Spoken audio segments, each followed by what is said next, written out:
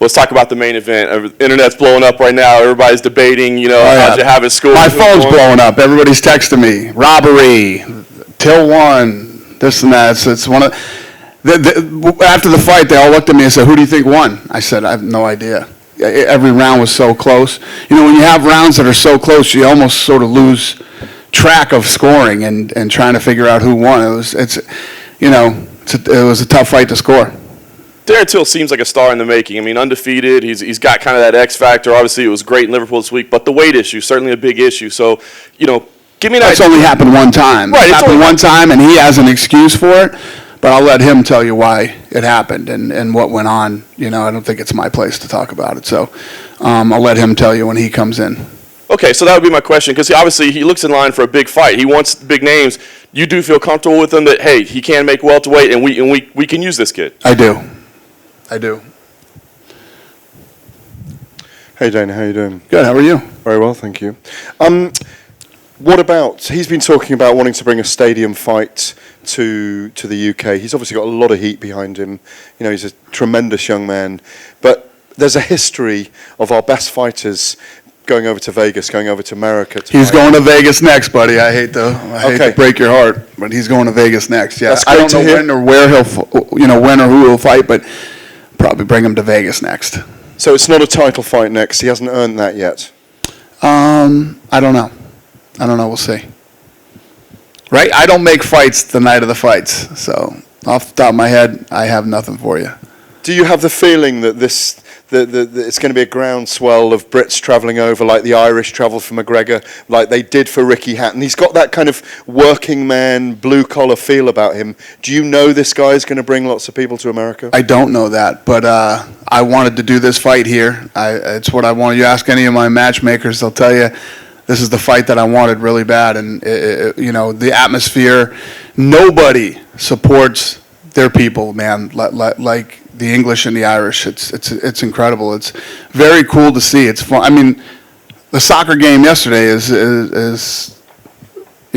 for these two events back to back, and the amount of people, and it's so cool to come over here. We have a whole setup now at the UFC where I can run the shows right from the office.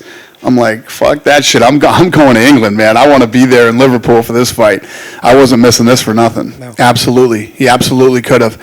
And him, his father, his camp, all absolute professionals, and I have nothing but respect for them. They, believe me, there's plenty of guys on this roster that would have bailed on that fight. And, I have a ton of respect for him, and obviously we'll do everything we can to give him what he wants and in his next fight. What do you think might, obviously without naming names, because you don't do that in press conferences, but he fought, he's number one contender, fought a guy lower in the rankings than him, and has lost a decision. There's an interim title fight doing the rounds. There's obviously Tyron as a world champion. What do you think the next logical move is for Stephen Wonderboy Thompson now after today? There's still a lot of guys in that division that we'll see where he ends up in the rankings, but there's still a ton of guys for him to fight in there. And he lost twice to the champ. So he's it's one of those situations where he got to take on all comers. He doesn't have a title shot lined up anytime soon. And but now that he's fought this fight, he could fight another one of these guys and get right back to the top again immediately. He's talented enough. One more from me. You've got an active champion in Tyron Woodley who's looking to come back. You've got an interim title fight in the makings that's coming up soon. Is the plan to convert that interim title into a unified title, or are you going to give that a bit of a life of itself as well and try and perhaps look at Darren as a potential interim champion and stick him in there with the winner of that fight? I honestly don't know right now. Right now, get home, play out the rest of this month, see what happens in these fights that are coming up, and then we'll figure out what's next for Till and for Wonderboy. Cool? Just one last one from me. Down at the front here, Dana. To your right. Hey.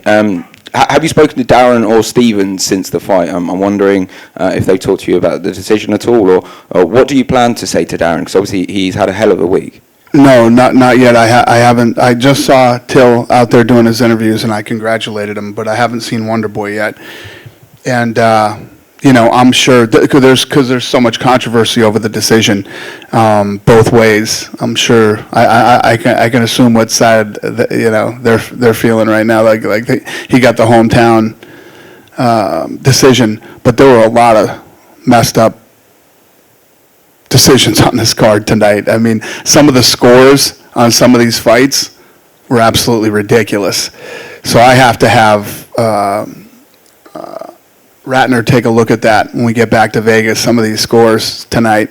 But I honestly, I always tell you guys the truth, good or bad, and it always gets me in shit with the fighters, but at the end of the fight, I honestly didn't know. I was like, I don't know, man, this fight can go either way. All the rounds were so close, and when your style is counterpunching, and both guys were sort of counterpunching, but Till did keep moving forward the entire fight and was pressing the action, and there's so many different things, and people judge in different ways. So, it's a tough fight to score.